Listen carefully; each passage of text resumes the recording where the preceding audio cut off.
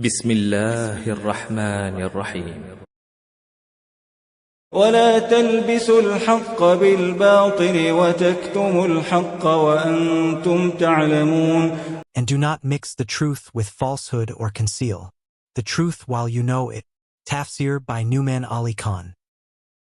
ولا تلبسوا الحق بالباطل وتكتموا الحق وأنتم تعلمون. And don't disguise truth with falsehood. This is also something people of knowledge are capable of doing, and Muslims are no exception. Even Muslims are no exception. You can quote ayat and ahadith and as evidences, and you can make it sound like the falsehood is the truth. It's very easy to manipulate text. Remember, Allah already told us, يُضِلُّ بِهِ كَثِيرًا. He will misguide with it many. So when people already have a preconceived agenda, a notion, they want to push a certain idea, they can actually use the Qur'an. They can use the Sunnah to actually come up with false conclusions. It is very possible. It is extremely possible. And so Allah Azza wa Jal warns Bani Israel, He says, don't dress the truth with falsehood. And you know how that's done? 90% of what you say is true, and you mix in a little bit of falsehood in there, so it gets kind of disguised. And what's a little bit false is all false. It's all false. But you can disguise it really well. وَتَكْتُمُ الْحَقِّ, while conveniently hiding, covering up the truth. In other words, this can be done, you know how? When somebody has a particular, and this is happening a lot in the ummah today. In my opinion, Allah knows best. And I know this might sound controversial to some of you, but I have to say what I believe. You know? In my opinion, there are two extremes in how the religion is being manipulated in our time. There's what you can call a liberal extreme, that are trying to interpret everything about this deen in a way that will make non-Muslims happy. They're not concerned about the fear of Allah, they're concerned about what non-Muslims will say about us. So anything that sounds politically incorrect, let's reinterpret it, or not even talk about it. تَكْتُمُ الْحَقِّ. Right? And they hide the truth conveniently. And they'll present themselves as professors and PhDs and doctors, etc., etc., etc., and come up with these watered down, clearly ingenuine interpretations of the religion and the book. On the other extreme is the angry extreme. There are people who are angry at the state of the ummah and the atrocities that are happening to the Muslims. And their anger is leading them to interpret Allah's book that justifies and further solidifies their anger. This book, you cannot come to it from grief.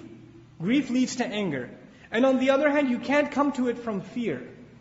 Fear should not be a motive in interpreting this book. Neither should grief. We have to come to it with fearing Allah only. You know the two negative emotions Allah mentioned in the surah, لَا خَوْفٌ عَلَيْهِمْ وَلَا هُمْ يَحْزَنُونَ. And in the extreme misinterpretations of our religion, you have people of khawf and you have people of huzn. And they're both interpreting the religion in what suits their personal agenda. And assuming that this is a genuine cause for the religion. This is not. We have to be level-headed when we come to this deen. We have to put our emotions aside. And we have to put fear of anybody else aside. And wallahi, it is my conviction. This is my personal conviction. You don't have to agree with it.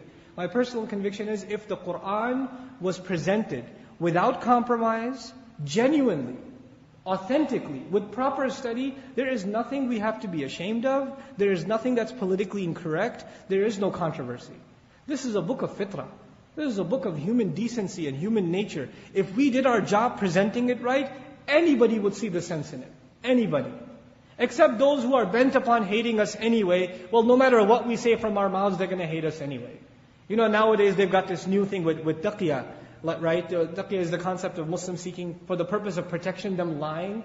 They developed this, they got it from some book and they say, oh, you Muslims, either you're all terrorists, and those of you that are not terrorists are using taqiyya, so when you speak against it, you're just lying to protect the terrorists. Right? So the ones who want to paint us with a certain brush, they will paint us no matter what we do. No matter what we do. But we have to be genuine to Allah's book. And if we are genuine to Allah's book, wallahi, this country will see a different Islam.